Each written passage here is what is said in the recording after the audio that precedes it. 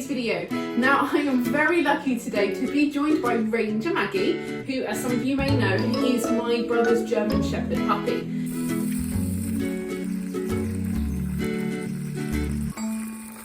So here she is.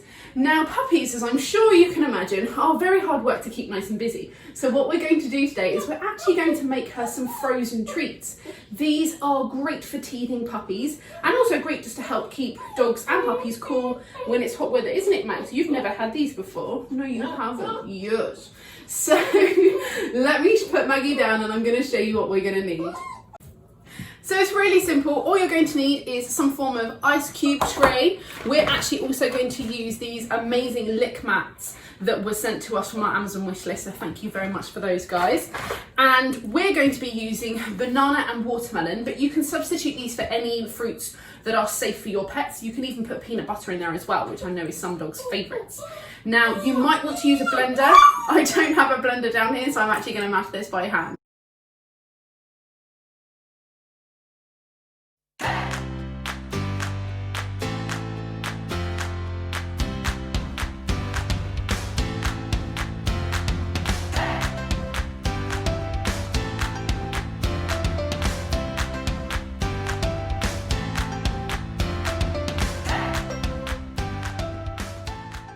So when giving any animal any form of treat, please make sure firstly that it is safe for them. Also with dogs, if you're giving them something frozen, it's sometimes a good idea to put it into water bowls so that they're not getting too cold too quickly. But make sure that the size of treat that you're giving your animal is appropriate.